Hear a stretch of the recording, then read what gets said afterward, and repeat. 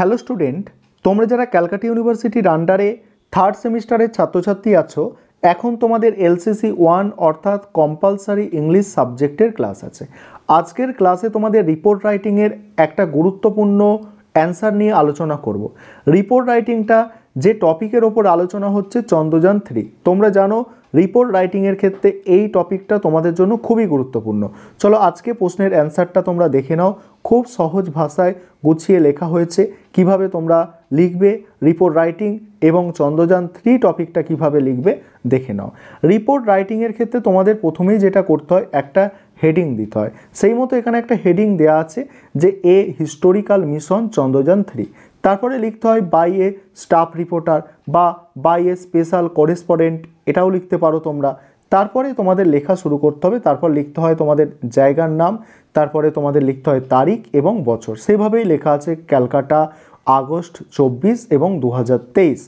India third লেখা শুরু হচ্ছে, দেখো Indian third moon mission Chandrayaan 3। এটা ছিল ভারতের তৃতীয় চন্দ্রযানের ক্ষেত্রে অর্থাৎ চাঁদে অবতরণের ক্ষেত্রে 3 নম্বর মিশন, ঠিক আছে, যেটা সাকসেসফুল অর্থাৎ সফল হয়েছিল, সফল লঞ্চ অর্থাৎ সফল উৎক্ষেপণ হয়েছিল 2:35 PM অন 14 জুলাই তারিখে। কোথা থেকে দেখো, from Satish Dewan space centre in Sriharikota, যেটা আছে অন্ধ্রপ্রদেশে।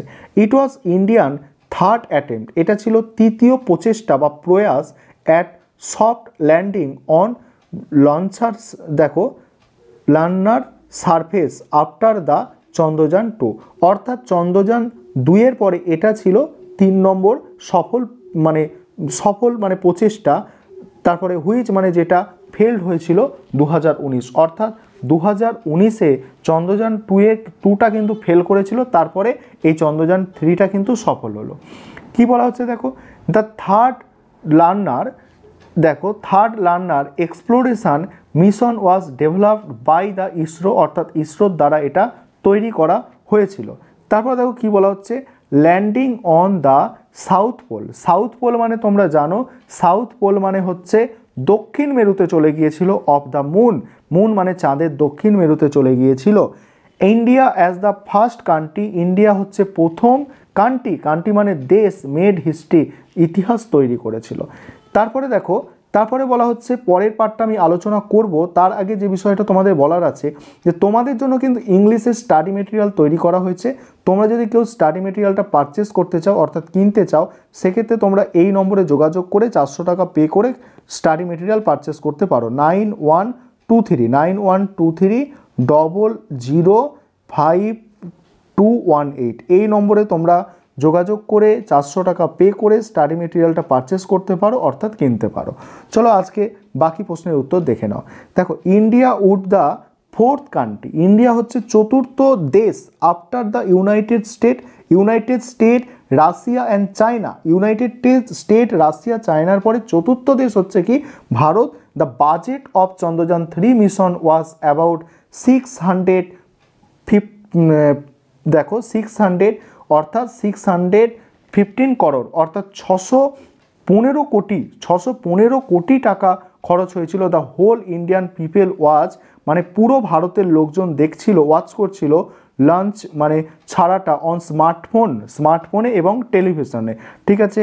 সায়েন্টিস্ট অফিসিয়াল ক্ল্যাপ্ট মানে কি করছিল, দেখো হাততালি দিচ্ছিল। তারপরে কি করছিল, চেয়ার মানে আনন্দ পাচ্ছিল এবং হাগ মানে জড়িয়ে ধরছিল ইচ আদার একে অপরকে। অ্যাজ দ্য দেখো space ship land and people across India broke out in celebration, পুরো ভারতের মানুষজন সেলিব্রেশন করছিল।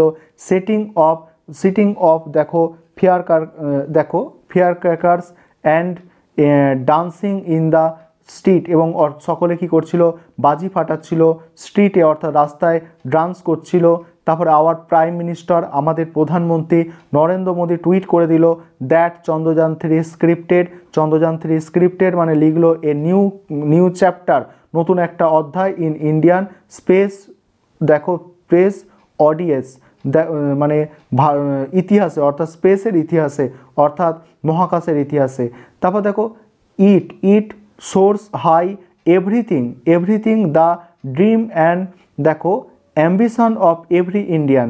This achievement was the result of tireless dedication and hard work our scientists. I salute their talent. এটা কে বলেছিল? এটা আমাদের prime minister বলেছিল, অর্থাৎ যে প্রধানমন্ত্রী তিনিই বলেছিল।